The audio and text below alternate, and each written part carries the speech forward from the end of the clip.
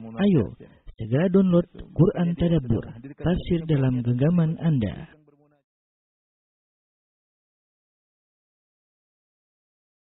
Bismillahirrahmanirrahim. Assalamualaikum warahmatullahi wabarakatuh.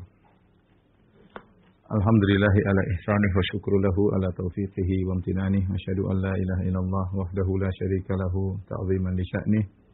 Wa asyhadu anna Muhammadan abduhu wa rasuluhu da'ila ridwanih. Allahumma shalli alaihi wa ala alihi wa ashabihi wa ikhwani. Para ikhwan sekalian, dan para akhwat yang dirahmati Allah Subhanahu wa taala, terutama ikhwan-ikhwan di Muscat, di Oman ya. Dan juga yang lainnya. Alhamdulillah pada kesempatan siang hari ini kita bertemu kembali dalam rangka untuk mempelajari iman kepada Allah Subhanahu wa taala. Dan topik yang akan kita bahas pada kesempatan kali ini adalah tentang dalil-dalil akan adanya Allah Subhanahu wa taala. Ya, sekali lagi ini pembahasan yang penting, bukan dalam rangka hanya sekedar membantah orang-orang ateis, tetapi kita sendiri butuh keyakinan. Ya, karena syaitan senantiasa menggoda dan berusaha untuk membuat iman kita menjadi ragu ya. Ya, oleh karenanya dalam hadis Rasulullah SAW mengatakan la yazalan nas yas'alun. Orang-orang senantiasa bertanya, hatta yas'al, sampai ada yang bertanya, man khalaqallah ya. Siapa yang menciptakan Allah Subhanahu wa taala. Jadi, ini bukan hal yang baru, syubhat-syubhat yang dilemparkan oleh syaitan sudah ada sejak zaman Nabi sallallahu alaihi wasallam. Dan tentunya di zaman sekarang ini di kecanggihan teknologi, kemodernisasi dan yang lainnya, bisa jadi syubhat tersebut semakin kuat di tengah-tengah syahwat yang merajalela ya. Kita butuh keyakinan bahwasanya Tuhan itu ada. Insyaallah pekan depan baru kita akan bahas secara khusus tentang syubhat-syubhat ateis ya. Tapi sebelum kita membahas hal tersebut, kita harus punya landasan yang kuat untuk meyakini bahwasanya Tuhan yang kita sembah ini benar-benar ada. Inilah topik yang akan saya angkat pada kesempatan kali ini, tentang dalil-dalil adanya Tuhan ya.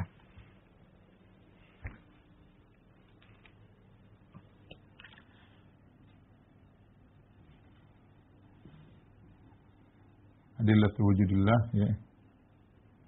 Yaitu dalil-dalil adanya Tuhan.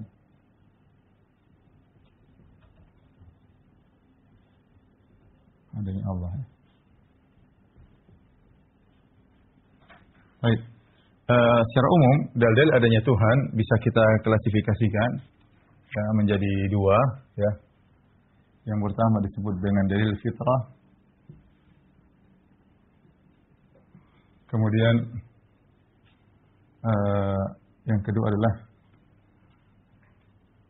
dalil akal atau ad-dalail al-aqliyah. Dalil akal. Ya. Dalil fitrah ya.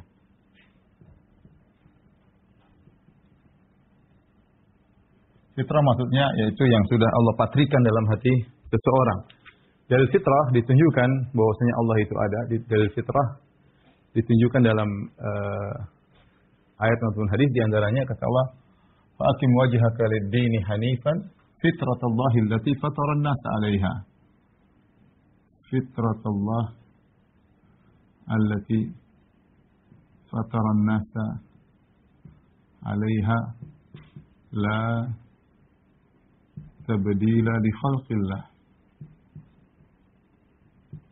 Yaitu kata Allah, tegakkanlah agama yang lurus sesuai dengan fitrah yang Allah telah fitrahkan kepada manusia. Ini fitrah. Fitratullahi allati fatara an-nasa 'alaiha. Itu fitrah yang telah Allah patrikan kepada manusia. Kemudian juga seperti hadis Nabi sallallahu alaihi wasallam, kata Nabi sallallahu alaihi wasallam,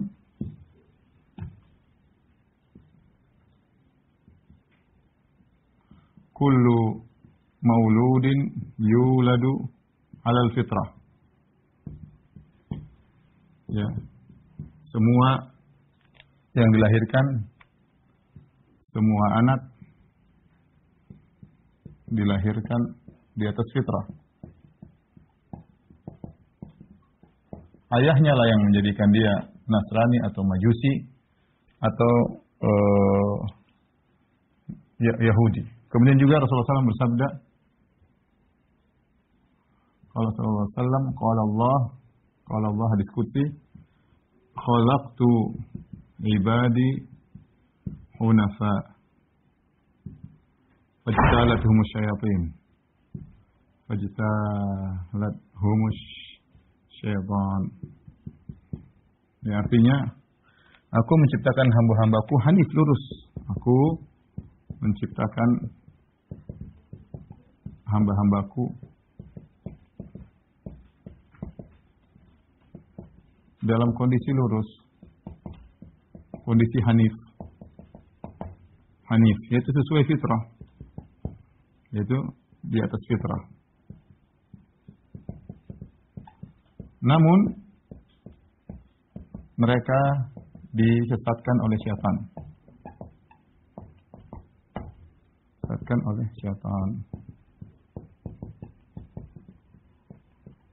Baik.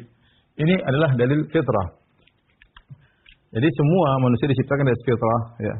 Lahirkan dari fitrah, diciptakan dalam kondisi fitrah. Apa maksud fitrah? Maksud fitrah bukanlah begitu dilahirkan dia sudah punya ilmu tentang agama, tentang Tuhan, tentang tauhid, tidak. Tetapi maksudnya dia punya sesuatu dalam hatinya yang siap mudah menerima itu semua. Mudah beriman adanya Tuhan, mudah mentauhidkan Allah Subhanahu wa taala, mengingkari adanya kesyirikan. Itu sebuah terpatri. Jadi karena Allah Subhanahu wa taala berfirman, Allahul ladzi akhrajakum min butuni ummahatikum la ta'lamuna syai'an wa ja'alakumus sam'a wal absara wal afidah. Allah melakukan kalian dari perut ibu kalian dalam kondisi la ta'lamuna syai'an, kalian tidak punya ilmu sama sekali. Ya, maka Allah jadikan penglihatan, pendengaran, hati untuk bisa menambah ilmu. Jadi maksudnya bukan baiklah dalam kondisi berilmu, tidak. Tapi ada sesuatu yang potensi dalam dirinya yang disebut fitrah, yang kalau diajarin tentang Tuhan langsung bisa terima. Nah, itu disebut dengan fitrah. Jadi jangan disangka melahir dalam kondisi sudah mengerti semua, tidak. Tapi ada potensi yang menjadikan dia menerima itu semua dengan mudah. Itulah yang disebut dengan fitrah. Dengan fitrah. Bahkan bukan sekedar fitrah adanya Tuhan, bahkan fitrah untuk bertauhid, fitrah untuk bertauhid. Oleh karenanya di antara bukti-bukti akan hal ini, ya. Bukti-bukti akan hal ini sudah pernah saya sampaikan, tapi saya sampaikan lagi. Bukti-bukti akan hal ini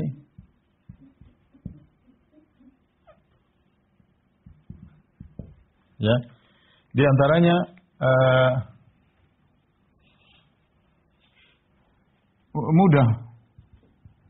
mudah mengenalkan anak kecil tentang adanya Tuhan.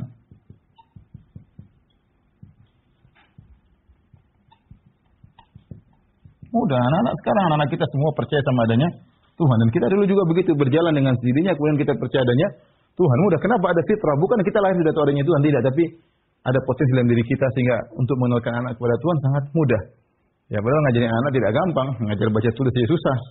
Tapi begitu berjalan ada Tuhan, ngomong aja mereka langsung terdoktrin, langsung termakan. Kenapa? Karena ada potensi dalam diri mereka yang disebut dengan fitrah. Ya, sudah saya sebutkan juga, ya. Dari yang lain itu bahwasanya boleh jadi ada kampung tanpa sekolah tanpa pasar, ya, tanpa ini, tanpa anu, tapi pasti ada tempat ibadah. Tempat ibadah dimanapun, ya. Kenapa? Karena masyarakat di mana-mana perlu adanya yang mereka ibadah. Fitrah mereka mengantarkan mereka untuk beribadah, ya. Yang menunjukkan bahwasanya mereka tahu adanya Tuhan. Kemudian di antara bukti juga bahwasanya, ya,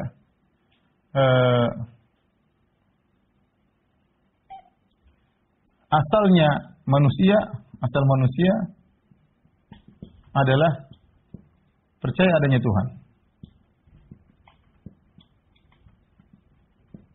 Ya. Ateisme itu adalah perkara yang baru. Adalah perkara yang baru datang, perkara yang baru dan minoritas. Dan minoritas. Ya. Ini menunjukkan bahwasanya asalnya manusia di atas fitrah, kemudian nanti mengalami perubahan, ada yang berubah, akhirnya menjadi ateis dan yang lainnya. Tapi asalnya manusia demikian. Kemudian juga kita katakan ya, di antara bukti bahwasanya fitrah ada, hati kecil kita ya, kita menolak kalau disuruh menyembah makhluk, hewan, batu, ya, manusia dan lain-lain. Kita secara manusia ngapain kita sembah sesama kita? Ngapain kita nyembah batu? Hati kita menolak. Tapi kalau sudah terkotori, fitrah bisa berubah. Dipaksa dikotori, akhirnya bisa berubah. Ini dalil bahwasanya asalnya fitrah manusia ada untuk mentauhidkan. Suruh nyembah, misalnya nyembah batu. Ngapain nyembah batu? Ya. Nanti kalau dikasih syubhat, oh batu ini bisa begini, itu baru kemudian orang. Tapi kalau tidak, asalnya kita nolak. Ngapain nyembah tikus? Seperti sebagian agama nyembah tikus. Nyembah sapi. Ngapain nyembah sapi, akhi? Tidak logis. Hati kita nggak terima. Kenapa ada potensi tauhid di dalam tersebut? Hati kita. Kemudian di antara bukti yang lain, yang ini juga sangat kuat, ya, terbukti bahwa dalam kondisi genting tidak ada ateis. Ini saya sudah dapat cerita banyak dari kawan-kawan ya. Kalau sudah dalam kondisi genting, seorang ateis juga mencari sandaran. Dia mencari suatu kekuatan yang bisa menyelamatkan dia. Dan ada cerita kawan saya, dia pernah mancing sama seorang ateis. Kemudian di tengah laut tiba-tiba ada ombak yang gede, maka dia ketakutan. Teman saya langsung, ya Allah. Dia akhirnya, ya Tuhan, dengan cara tidak keluar dari fitrahnya yang berusaha dia kunci, akhirnya fitrah tersebut muncul kembali dan dia berusaha mencari kekuatan yang luar biasa untuk menolong dia. Ketika itu dalam kondisi genting, ateisnya dia pinggirin dulu. Ya. Dan ini terjadi, terbukti. Ini bukti-bukti bahwasanya sebenarnya manusia masih di atas fitrahnya. Ya. Baik. Saya akan sebutkan cabang-cabang dari fitrah. Ya. Sini.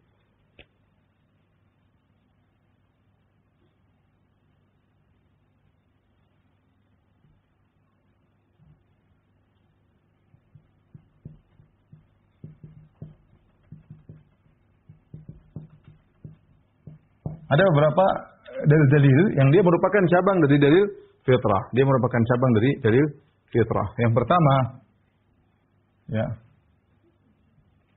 adalah disebut dengan ilmu-ilmu dasar. Ilmu-ilmu dasar yang diakui, dimiliki oleh semua orang, yang diakui kebenarannya tanpa harus dipelajari dari lebih dahulu.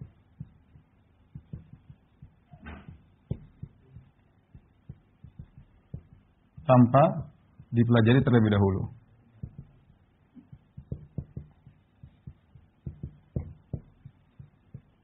Saya ingin sampaikan bahwasanya ilmu ini apa namanya? Ilmu. Jadi ilmu itu ada dua, ilmu ada dua. Ada disebut dengan apa namanya? Ilmu dasar, ya. Kemudian yang kedua ilmu karena pengamatan atau penelitian.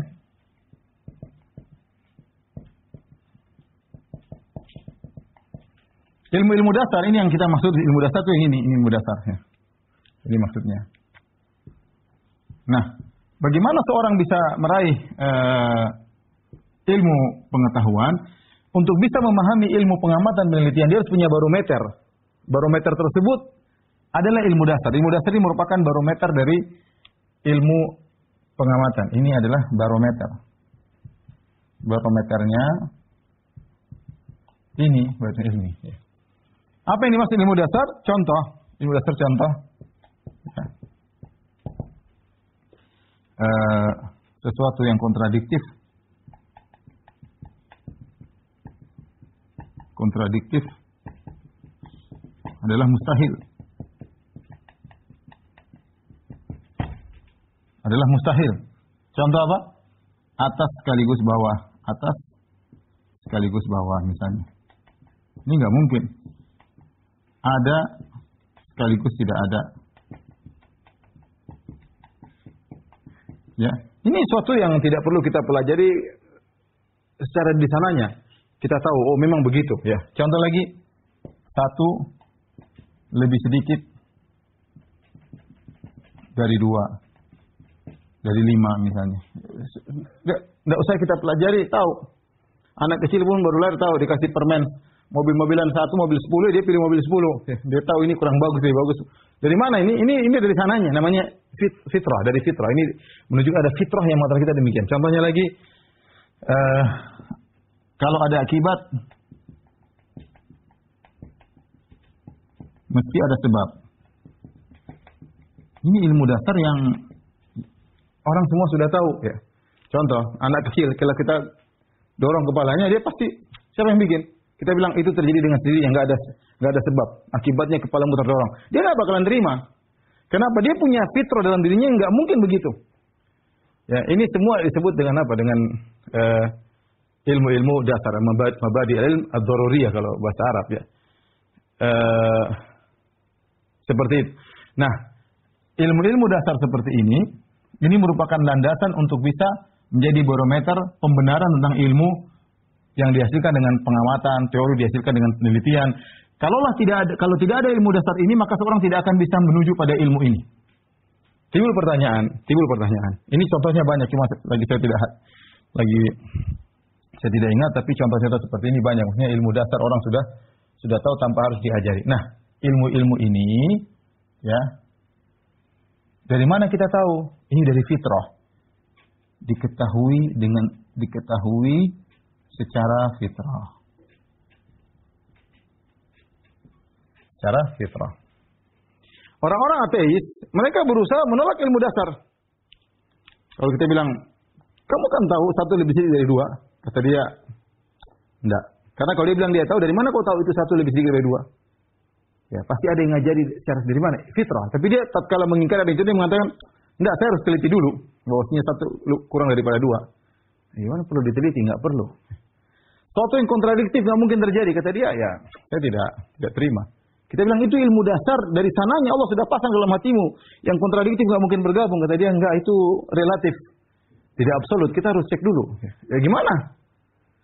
Kalau tidak ada ilmu dasar ini, kita nggak bakalan bisa meraih ilmu yang diraih dengan pengamatan penelitian. Kenapa? Karena ketika kita mengamati, kita harus punya barometer untuk mengukur benar atau tidak. Barometer inilah dari ilmu dasar tersebut. Nah, ilmu dasar itulah fitrah dari Allah Subhanahu wa taala. Itu maksud saya.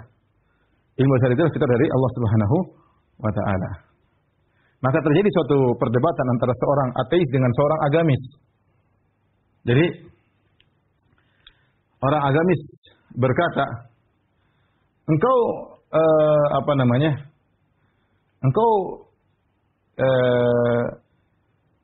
engkau tidak percaya, engkau percaya bagaimana menurut engkau bahwasanya hukum tentang terkumpulnya kontradiktif?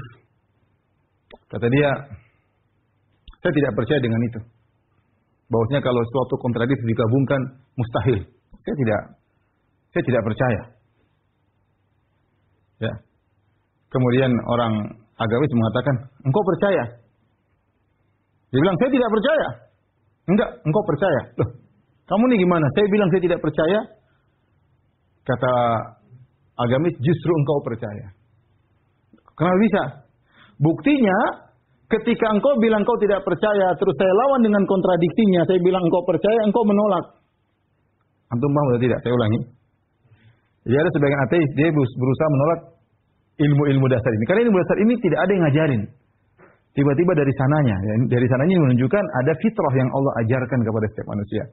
Kecuali orang-orang ateis tersebut berlagak untuk menolak ilmu dasar ini. Kalau bilang 1 lebih sedikit dari 2, kata dia, enggak, ini penelitian dulu. Dia bilang 1 lebih sedikit dari 2. Kita sudah pengamatan. Ini saya tidak beriman dengan itu, relatif. Namanya syukak, selalu meragukan segala sesuatu.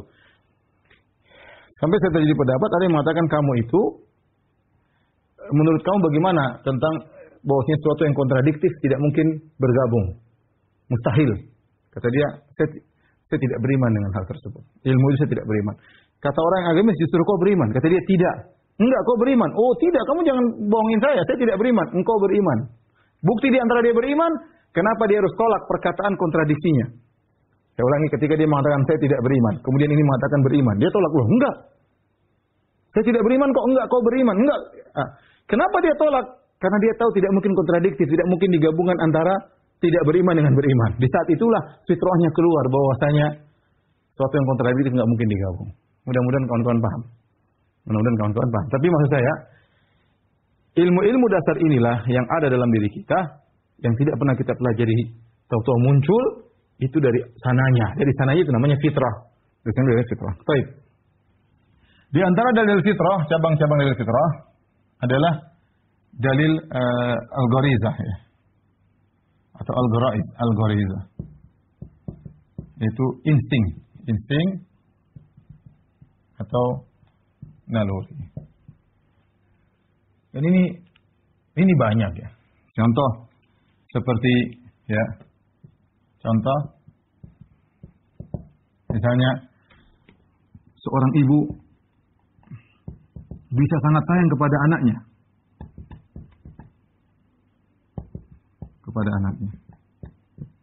Kalau secara logika, kenapa saya harus sayang sama anak saya? Kenapa? Seorang wanita, anak-anak dalam perut ibunya bikin repot dia keluar. Kenapa saya harus sayang sama dia? Nggak ada yang buat sayang itu kecuali dari sananya. Ini ibu sangat sayang kepada anaknya. Dari mana itu? Dia tidak pernah pelajari hal tersebut. Tidak ada yang mewasiatkan kamu, tapi dari sendirinya dia sayang kepada anaknya. Ya, ini apa? Insting. Siapa yang ngajarin? Nggak ada. Dari mananya? Dari sananya. Ini berarti ada pencipta yang menciptakan perasaan tersebut dalam hati seorang ibu. Ini maksud saya. Contoh dari insting. Contoh singa yang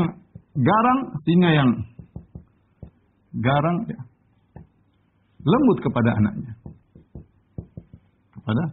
Kenapa ya begitu? Dari sananya. Onta yang sangar ya. Onta yang kalau nendang bikin mati, yang sangar tunduk kepada tuannya. Ya, coba kita mau pikir gimana sih? Onta itu kalau marah tendang orang langsung mati ya. Kuat luar biasa. Tapi sama manusia dipukul, dinaikin, dari mana dia? Kenapa dia harus tunduk? Kenapa dia harus tunduk kepada manusia? Kenapa? Allah yang bikin begitu. Allah yang mentakhir hewan-hewan kepada kita. Ya, buat dia kemudian tunduk. Ya. Sementara kucing yang kelihatannya sangar, kucing itu apa? Singa kecil atau macan kecil. Kalau ngejar tikus sangar, tapi manusia lembut. Dari mana? Kalau seandainya dia berwatak macan, ngeri kita pelihara kucing, wataknya macan sangar kemudian ngeri Anda. Siapa yang ngatur semua? Dari sananya. Contoh lagi. Anak kecil begitu lahir langsung bisa netek. Coba, siapa yang ngajarin? Seluruh profesor satu dunia suruh ngajarin anak kecil baru lahir, ngajarin begini, bilang mbak, bilang bilang mama, nggak bakalan bisa baru lahir. Ya, suruh main mata, nggak bisa. Anak gimana masih baru lahir, apa yang mau diajarin? Tidak ada yang mengajari dia, tahu-tahu disedorin puting ibunya, kenapa dia nyedot? Harusnya kan dia nempel aja, dia nggak tahu apa yang dia lakukan. Ternyata dia bisa nyedot. Ini namanya insting. Siapa yang ngajarin? Dari sananya. Fitrah. Dari Allah memfitrahkan hal. Alladzi khalaqa sabbih isma rabbikal a'la. Alladzi khalaqa fasawwa. Walladzi qaddara fahada. Fahada itu memberi petunjuk. Insting. Coba lagi. Ya. Syahwat. Dari mana bisa muncul syahwat? Kenapa kita lihat laki-laki lihat perempuan, kenapa bisa tertarik? Ada syahwat. Kenapa? Dari mana? Seharusnya secara logika nggak harus ada syahwat. Secara akal nggak harus ada syahwat. Tapi kenapa kita ada syahwat? Kenapa? Sebaliknya seorang melihat perempuan, contoh seorang melihat perempuan yang itu bukan mahramnya, bukan ibunya, bukan adiknya, bukan anaknya, mungkin nggak begitu cantik, tapi terlihat sebagian auratnya dia bersyahwat. Tapi sementara mungkin dia melihat anaknya lebih cantik, dia melihat ibunya lebih cantik, dia tidak bersyahwat. Kenapa? Kalau fitrahnya masih benar. Kenapa? Siapa yang ngajarin sebenarnya membedakan antara ibu adik dengan selain ibu dan adik? Kenapa kepada ini bersyahwat, ini tidak? Dari mananya? Kenapa saya harus bersyahwat kepada wanita? Kenapa wanita bersyahwat kepada laki-laki? Kenapa sapi bersyahwat kepada sapi? Kenapa sapi tidak bersyahwat kepada selebriti perempuan? Kenapa? Kan lebih cantik perempuan daripada sapi betina. Kenapa? Ini nggak ada yang ngajarin, nggak ada. Tahu-tahu sapi tertarik sama sapi yang gembrot juga, yang kemudian bau, itu yang suka. Itu baru syahwatnya tergerak. Sapi jantan bisa betina. Apa lihat perempuan cantik dia nggak tertarik. Lihat perempuan cantik dia tidak tertarik. Jadi ini menunjukkan bahwasanya ada namanya insting atau disebut dengan gharizah. Ya. Banyak kalau kita sebut ini banyak sekali. Ya seperti contohnya semut, ya yang begitu lahir langsung dia tahu dia adalah semut pekerja atau dia semut pejantan atau dia semut ratu. Ya dari mana? Lebah. Tidak ada yang mengajari bikin sarang dalam bentuk segi 8 ini nggak mungkin. Itu namanya insting. Nggak ada yang ngajarin. Siapa yang mengajarin itu bikin bangunan seperti bentuknya? Ini semua namanya insting dari sananya. Dan ini yang tidak pernah mereka bisa jawab orang-orang ateis. Ini menunjukkan ada pencipta yang ketika menciptakan kita, menciptakan hewan, dia pasang itu. Sreng, namanya fitrah. Dia pasang itu namanya fitrah. Yang tidak pernah ada yang pelajari sebelumnya. Ya. Namanya ilmu kan harusnya diajari, tapi enggak dari sini sudah ada. Namanya syahwat gimana mau tahu? Kamu harus bersyahwat sama perempuan, itu perempuan tahu-tahu timbul sendiri. Siapa yang bikin? Tuhan. Dari Tuhan itu ada. Contoh lagi disebut dalil fitrah. Orang bilang dalil akhlak. Maksudnya norma untuk menilai akhlak, untuk membedakan akhlak baik dan buruk. Ini juga tidak ada yang belajar dan ini adalah perkara yang absolut. Semua orang, maksudnya apa? Semua orang tidak perlu belajar tahu bahwasanya membunuh tanpa hak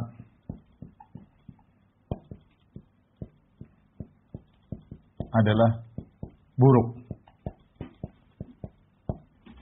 Sebagaimana memberi pemberian kepada orang lain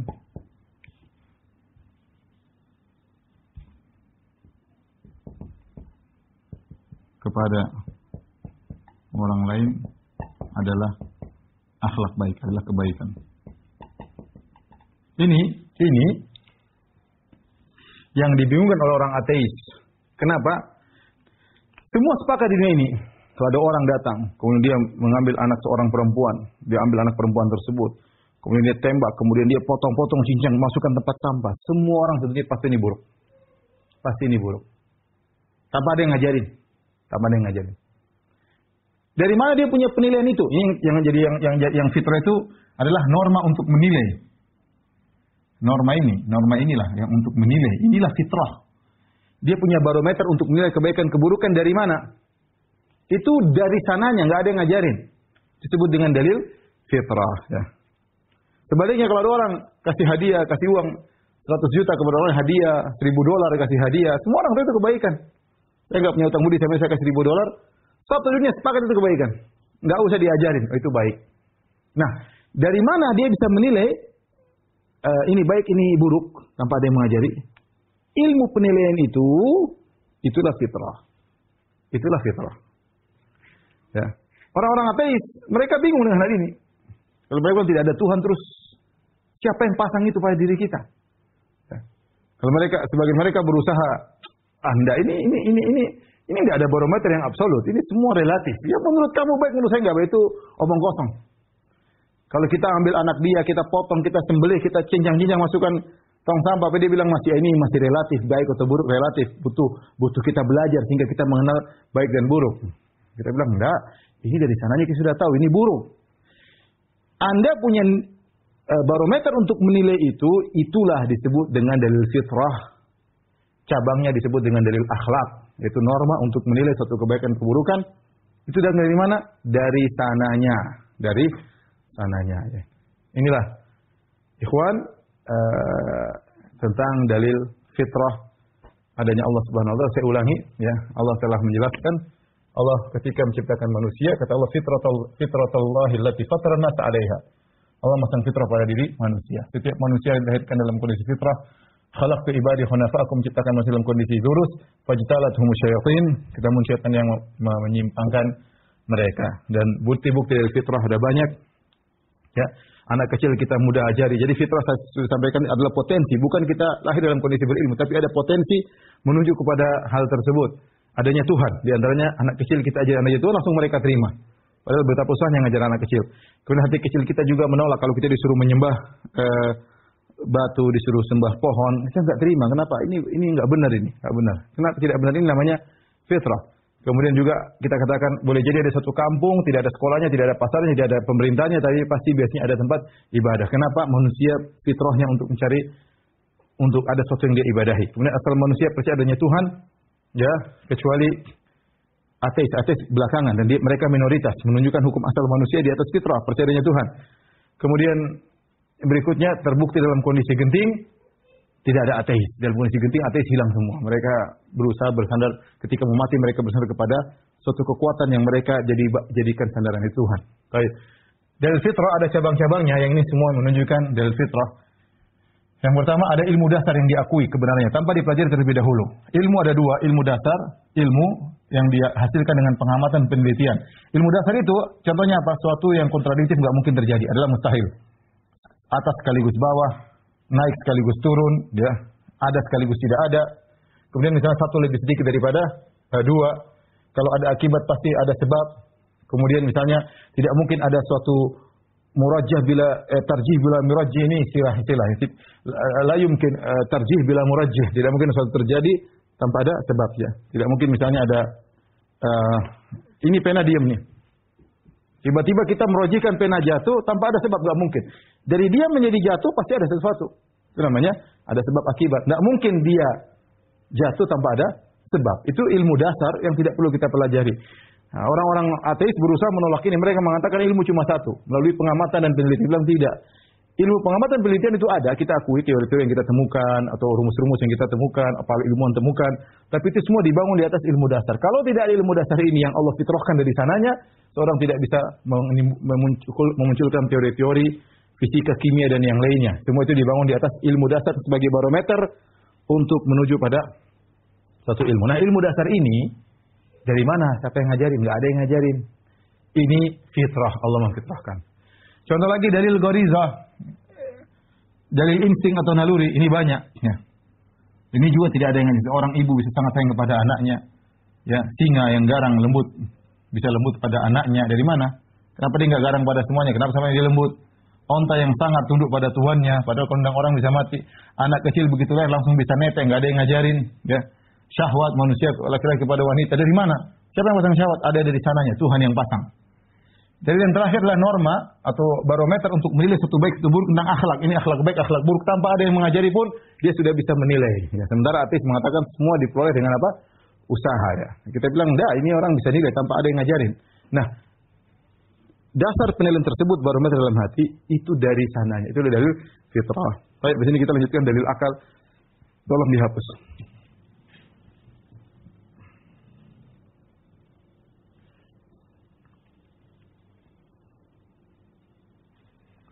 Baik, dalil akal adanya Tuhan, adanya pencipta. Untuk mengetahui adanya pencipta atau untuk mengetahui adanya sesuatu, ini mukaddimah. Untuk mengetahui adanya sesuatu, maka dengan dua cara, ya, untuk mengetahui adanya sesuatu.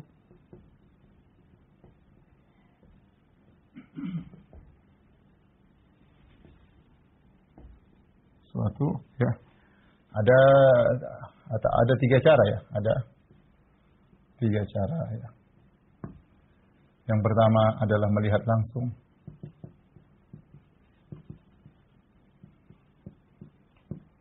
Yang kedua dikabarkan oleh sumber yang terpercaya.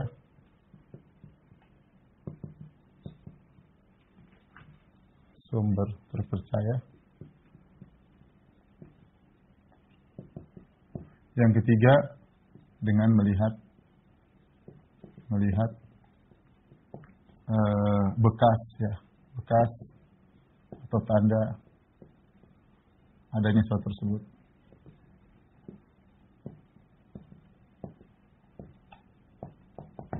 Nah, kalau kita terapkan kepada Allah, kita nggak pernah melihat langsung, ya.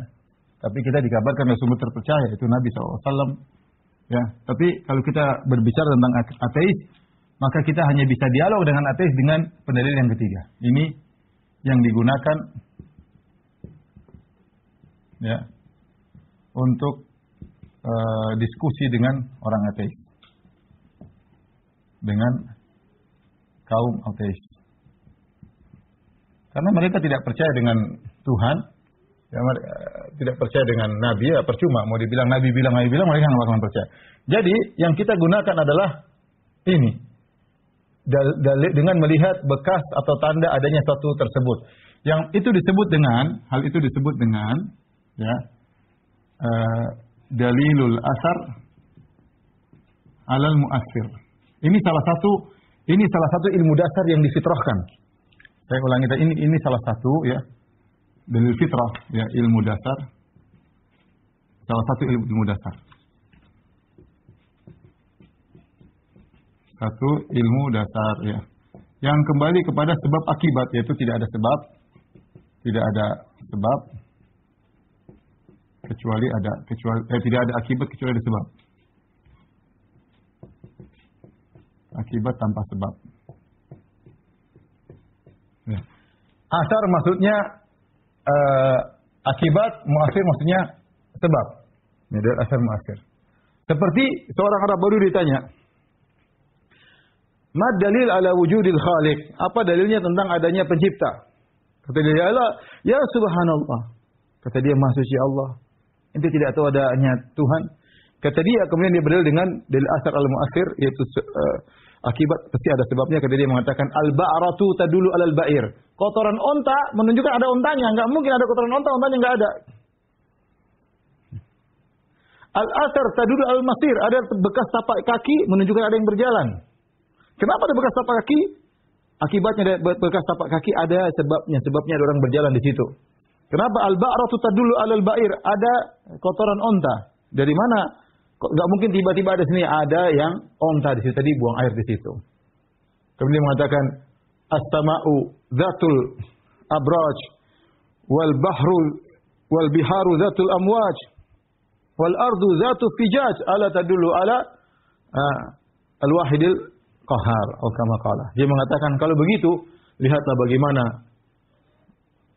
langit yang dengan bintang-bintangnya, laut dengan ombak-ombaknya, kemudian bumi dengan jalan-jalannya. Tidakkah ini semua menunjukkan ada pencipta? Itu namanya dalil asar alal mu'assir. Dan tidak ada akibat kecuali ada sebab. Ini suatu yang badahi, suatu yang dari sananya orang sudah ngerti akan hal tersebut. Enggak mungkin ada akibat kecuali ada sebab. Inilah yang kita jadikan landasan, salah satu ilmu dasar yang fitrah, sebenarnya ilmu fitrah, untuk kita mengajak orang-orang ateis berpikir bahwasanya Tuhan itu ada. Tuhan itu ada.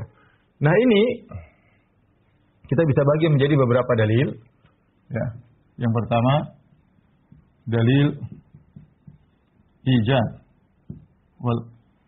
ijad wal khalq. Ya. Kemudian diantaranya dalil al-itqan. Kemudian diantaranya dalil takhsis. Kemudian diantaranya adalah dalil jamal. Ini diantara berkaitan dengan alam, ya. Dalil ijad adalah dalil penciptaan.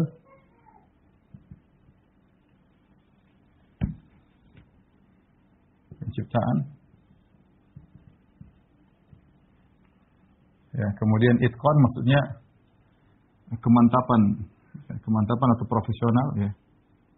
Mantap, ya, atau profesional. Kemudian takhsis adalah pengkhususan.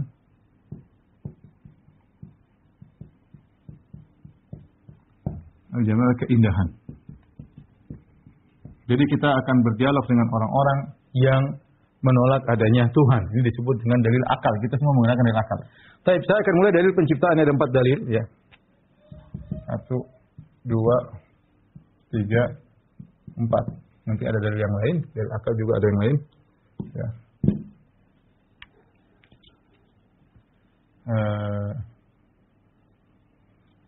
Ada dalil yang lain, ya. Tapi ini semua berkaitan dengan alam semesta. 1 sampai 4 berkaitan dengan alam semesta. Nanti ada cabang lagi sebut dengan dalil mukjizat. Ya, saya nggak lupa. Kemudian misalnya terakhir dalil mukjizat.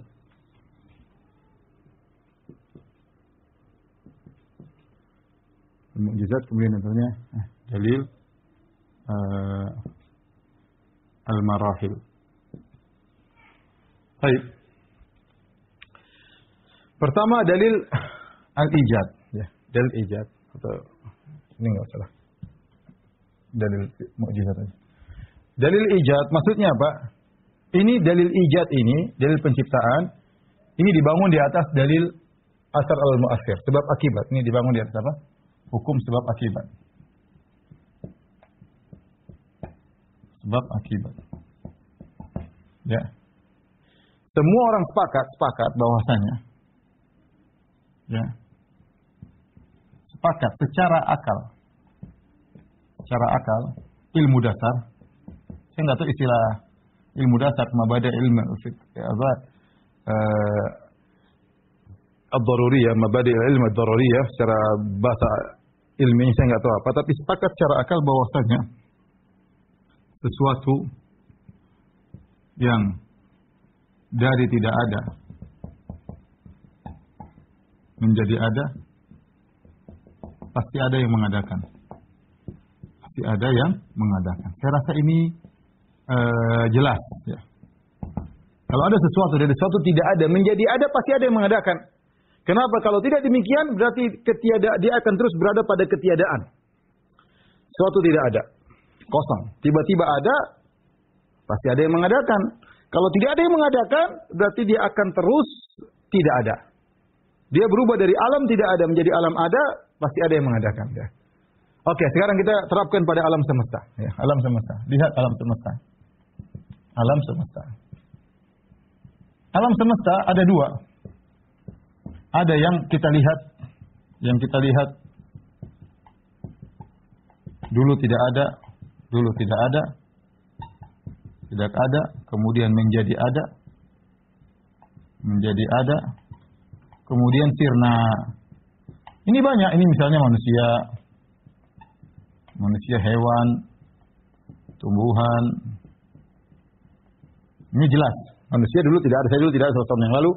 Kemudian saya ada sekarang, nanti saya akan tidak ada, akan sirna. Hewan juga demikian, dulu tidak ada, kemudian sirna. Kenapa? Karena kita makan jadi sirna. Ya, kemudian tumbuhan dulu tidak ada, kita tumbuh jadi ada, kemudian layu mati, dari tidak ada menjadi ada. Ini kita lihat gampang. Yang kedua, sesuatu yang ada sebelum kita, sesuatu yang ada sebelum kita, sebelum manusia.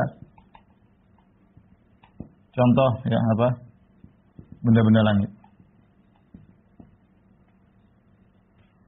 Namun ketika kita pandang benda-benda langit seperti matahari, seperti rembulan, bintang-bintang, ternyata benda-benda langit tersebut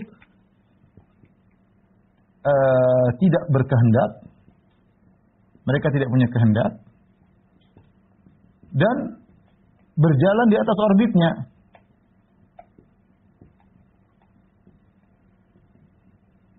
Yang ini semua menunjukkan pasti ada yang mengaturnya. Menunjukkan ada yang mengaturnya.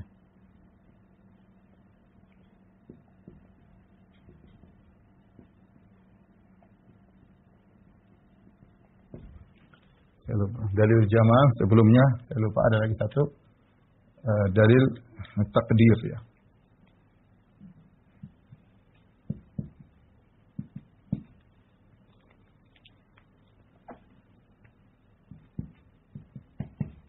Baik. Yang ingin saya sampaikan apa? Sini kita perhatikan sini. Saya sampaikan bahwasanya kita lihat bahwasanya ada di makhluk alam semesta ada sesuatu yang tidak ada kemudian menjadi ada. Nah, kalau tidak ada menjadi ada, pasti ada yang mengadakan. Pasti ada yang mengadakan.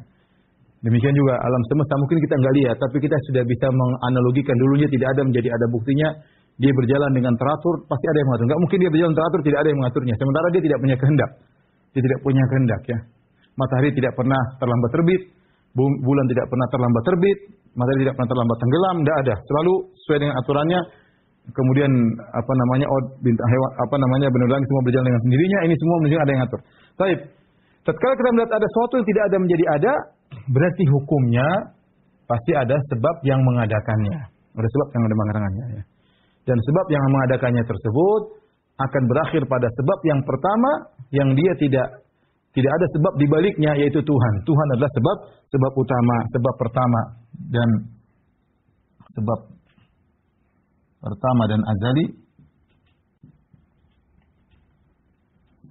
adalah Tuhan. Tidak ada sebab di baliknya lagi ya. Karena kalau kita tidak menetapkan sebab pertama, maka tidak akan terjadi alam semesta. Ya, seperti ini saya contohkan. Nanti kan bahas lagi insyaallah pada pertemuan berikutnya.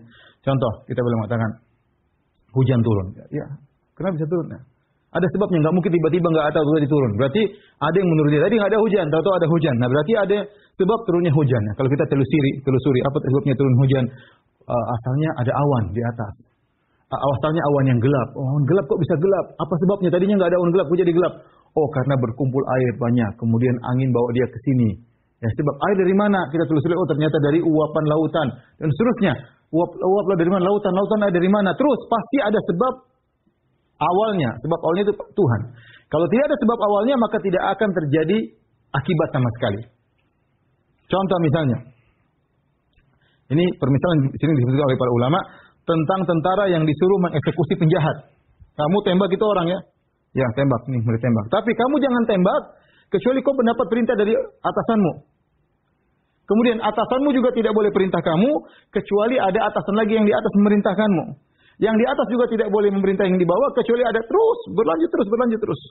Kalau tidak berhenti pada satu titik, orang ini tidak akan dieksekusi. Dia nunggu, mau tembak, tunggu, enggak boleh. Oh ya, aturannya apa? Tunggu perintah dari sebelumnya. Yang sebelumnya enggak boleh memerintah kecuali ada perintah sebelumnya. Terus, kalau ini silsilah enggak ada habisnya, eksekusi enggak terjadi. Harus ada berhenti big boss, jenderal bintang 7 yang nyuruh baru. Yang jenderal bintang 7 enggak ada yang suruh dia yang penyuruh pertama. Maka baru terjadi eksekusi, ya.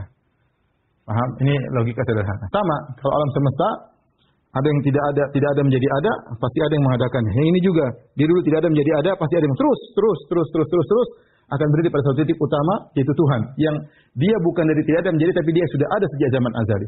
Kalau seandainya Tuhan ini juga ada sebab di belakangnya dan tidak ada ujungnya, maka alam tidak ada. Karena akibat tidak terjadi, eksekusi tidak terjadi. Ternyata kita lihat eksekusinya ada, alam ini ada. Berarti semua ini akan berhenti pada satu titik yang merupakan sebab utama, itulah Tuhan. Maka ini dalil menunjukkan adanya Tuhan. Mudah-mudahan antum paham ya. Nanti kalau nggak paham diulang lagi ya. Sudah makan siang kan? Jadi insya Allah paham.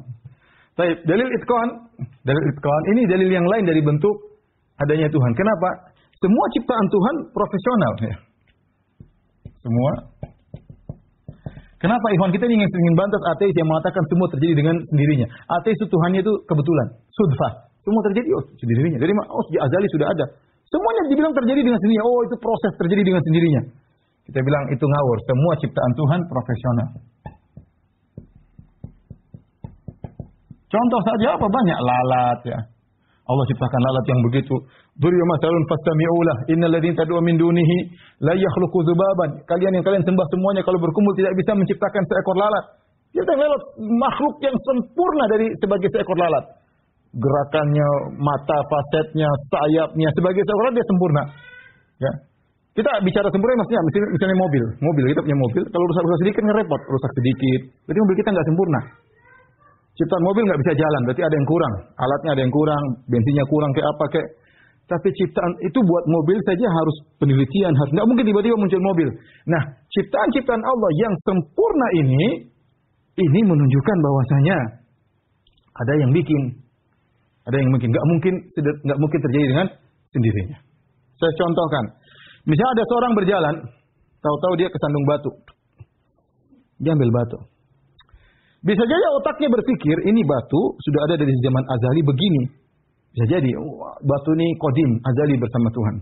Tapi kalau dia berjalan, tiba-tiba dia kesandung jam. Dia ambil jam terbentuk, kemudian dengan jam, ini kemudian, nggak mungkin dia bilang ini sejak azali sudah ada. Dia pasti bilang, ini itkon. Kenapa? Karena batu mungkin cetakannya amburadul, tapi jam ini pasti ada yang buat karena mutkon, karena dia profesional, gerakannya, angka-angkanya, teratur detiknya. Nggak mungkin dia bilang terjadi dengan sendirinya. Hanya orang gila yang mengatakan terjadi dengan sendirinya. Maka sempurnanya cipta-cipta Tuhan ini tidak mungkin kita ilmiahkan dengan perkataan orang ateis terjadi dengan sendirinya. Nggak mungkin. Nggak mungkin. Jadi ciptaan semua Allah yang profesional, baik lalat, baik kucing, ya, ini semua adalah profesional. Ini menunjukkan bahwasanya Tuhan itu ada yang mengadakan ini semua. Nggak mungkin kita bilang terjadi dengan sendirinya. Contoh lagi dari takhsis. Takhsis itu apa? Pengkhususan. Dan ini banyak contohnya. Ya maksudnya contoh kita bicara tentang tangan. Tangan ini ada khususnya. Kenapa dipasang di sini? Kenapa jarinya bisa 3 begini? Ya, ini kenapa? Kenapa dikhususkan 5? Kenapa nggak 100 jari kita? Semua ini ada pengkhususan. Contoh Ibnu Taimiyah rahimahullah yang ajib. Dan ini sesuai dengan kedokteran zaman sekarang. Ibnu Taimiyah berbicara tentang air. Kita punya air mulut, ada air mata, ada air telinga. Ya, dan ini sesuai dengan kedokteran.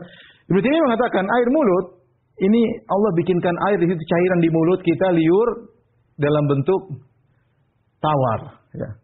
Kenapa tawar? Karena fungsi lidah adalah untuk makan. Sehingga dengan tawarnya air mulut ini tidak mempengaruhi rasa yang kita makan. Sehingga kita makan dengan enak. Sehingga cairan di mulut dijadikan tawar. Buktinya kalau kita sakit jadi nggak enak. Kita makan pahit, nggak enak. Tapi karena Allah menjadikan cairan di mulut dengan tawar. Sementara Allah menjadikan cairan di mata asin. Kenapa kata sebagian ulama di sini ada suatu hal terbuat dari protein atau apa, dari lemak yang harus dijaga dengan asinnya air. Ya. Seperti ibarat air laut yang dengan asin bisa menjaga banyak hal di lautan tersebut. Ya kalau tidak ada air asin maka segalanya cepat rusak. Maka air asin tersebut menjaga mata kita. Kemudian di telinga ada cairan tawar, pahit. Supaya apa? Supaya hewan tidak senang masuk ke situ. Kemudian kalau masuk pun tidak bertahan lama, dia segera keluar.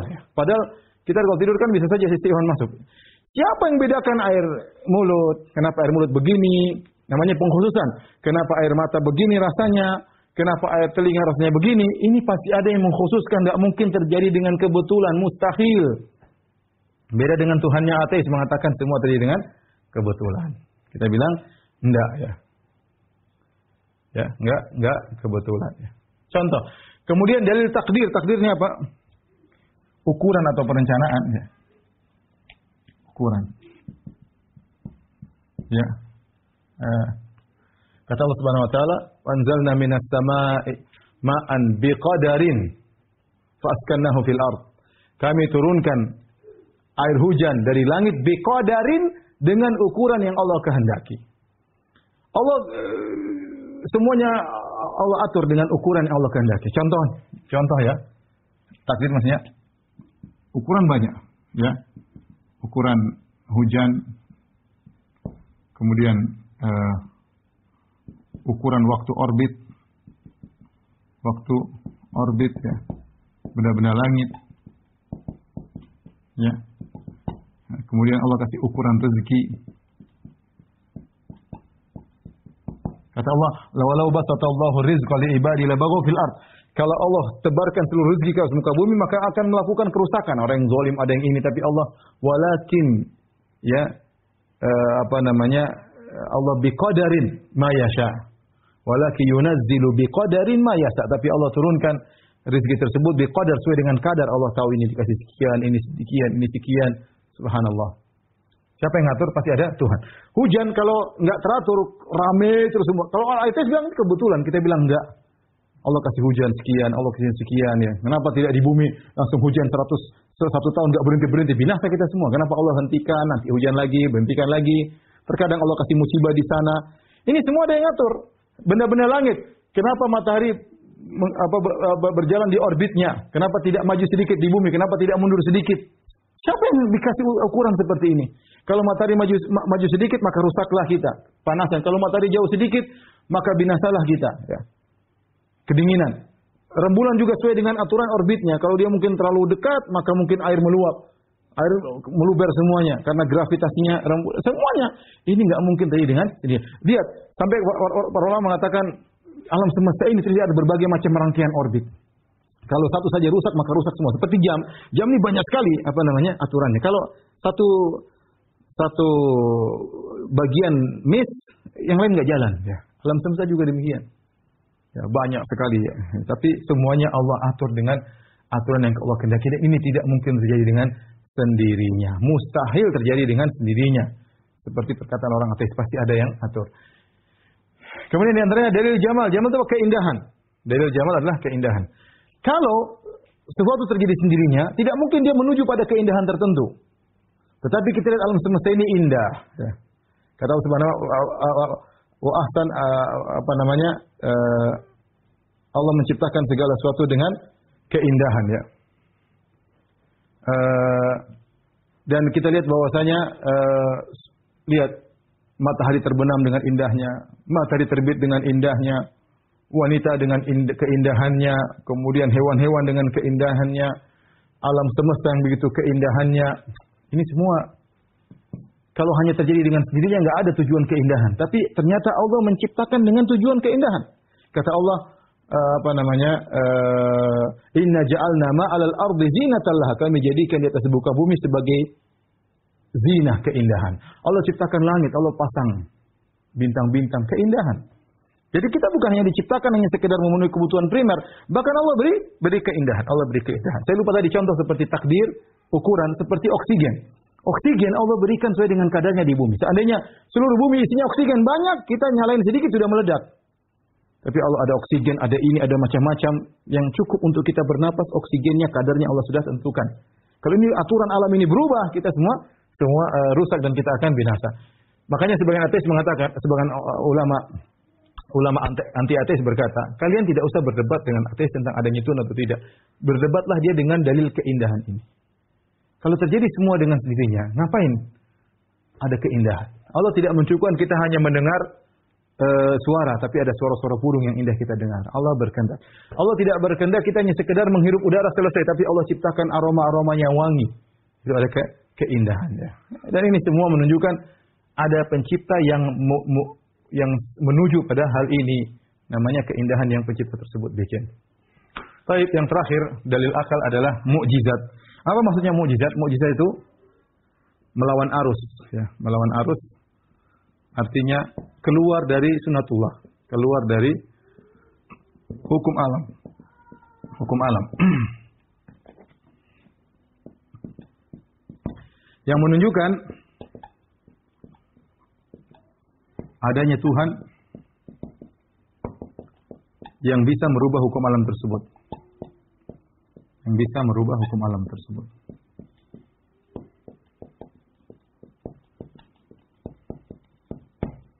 Mukjizat seperti Nabi Ibrahim, ini api menjadi dingin, ini nggak mungkin kecuali oleh Tuhan. Karena hukum alam berlaku, api membakar misalnya, air laut mengalir pada cari air mengalir pada yang kuat. Tapi Nabi Musa ketika pukul tongkat naik ke atas, berarti ini keluar dari hukum alam. Yang bikin hukum alam Tuhan.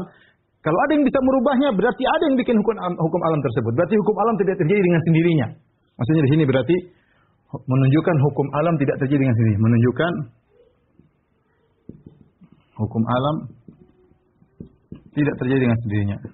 Tidak terjadi dengan sendirinya.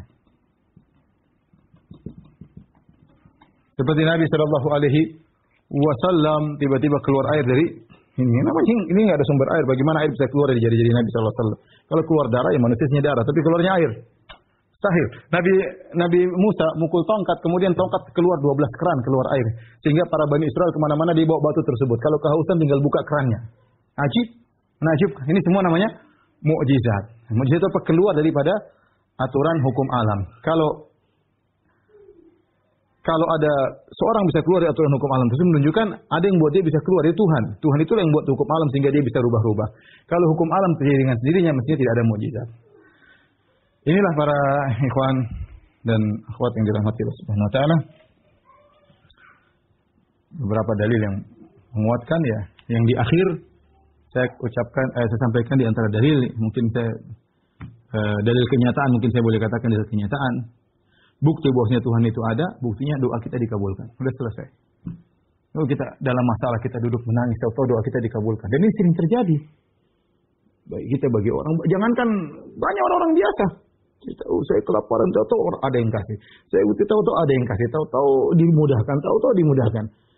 Dia tidak bilang ke siapa-siapa, dia hanya mengadu kepada Tuhan yang dia kita tahu terjadi. Ini berarti ada yang mendengar dan membuat aturan sehingga bisa terpenuhi permintaannya. Ini berarti Tuhan itu ada. Tuhan itu ada. Ini nggak bisa dipungkiri yang kita sering doa kita dikabulkan. Ya. Jadi inilah para yang dirahmati Allah Subhanahu wa taala kajian kita. Kalau yang bertanya saya persilahkan. Wallahu taala a'lam bishawab.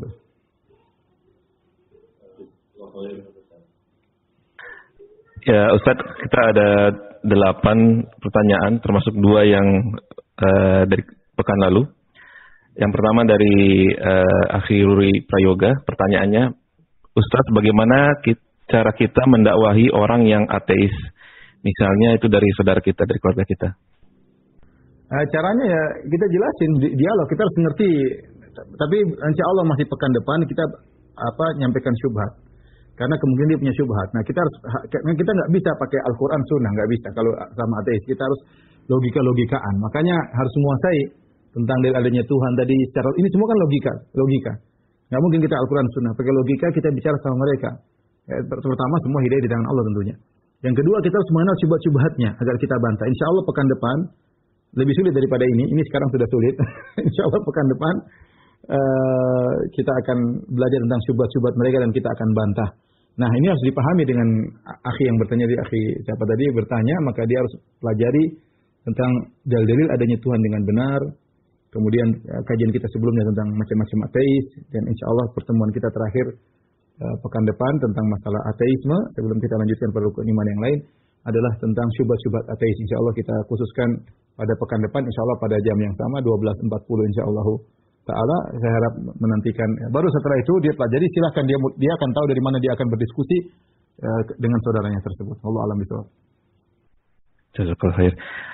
Yang kedua Ustaz dari saudara Dean, pertanyaannya, saya ingin bertanya, seringkali di pikiran beliau muncul Allah itu tidak ada, padahal beliau itu taat katanya. Bagaimana cara mengatasinya ini? Siapa yang pikiran seperti itu? Yang bertanya. Tadi kan suruh ikut pengajian, coba dengar itu. Pertama, auzubillahi minasyaitonir rajim. Jadi begini, itu sudah dialami oleh para sahabat. Dia mengatakan, ya Rasulullah, ada sesuatu di hati. Kalau saya tidak berucapkan, lebih baik saya tersungkur dari langit daripada saya ucapkan tersebut. Kata Nabi, awal jatumu, kalian dapati bisikan tersebut. Kata Nabi, dzaka sarihul iman, itulah iman yang kuat. Buktinya apa? Buktinya setan ganggu. Tetapi kita harus lawan. Ya. Nah, kalau orang mengatakan Ustaz, orang-orang Yahudi tidak, mereka sholat dengan khusyuk. Ibnu Abbas ditanya, ya Ibnu Abbas, orang-orang Yahudi sholat dengan khusyuk. Kata Ibnu Abbas, la ya'ti syaitan illa la ya'ti syaitan fi qalbin kharib. Syaitan tidak datang kepada hati yang rusak. Syaitan hanya datang kepada orang yang beriman. Kalau timbul pertanyaan seperti itu, maka kita tahu kita sedang beriman, makanya diganggu oleh syaitan. Kita bilang auzubillahi minasyaitonir rajim. Kemudian kita pelajari tadi yang saya sampaikan tentang adanya Tuhan. Ini semua dari logika dari awal yang tadi saya sampaikan. Didengar baik-baik, dipahami baik-baik. Ini semua menambah keimanan kita bahwa Tuhan itu ada. Dan saya bilang kalau mau sederhana, kita ini sering berdoa dikabulkan oleh Allah. Selesai, Tuhan itu ada. Kalau model yang lainnya silakan tadi yang sudah saya sampaikan dipelajari kembali. Allah alam bisawab.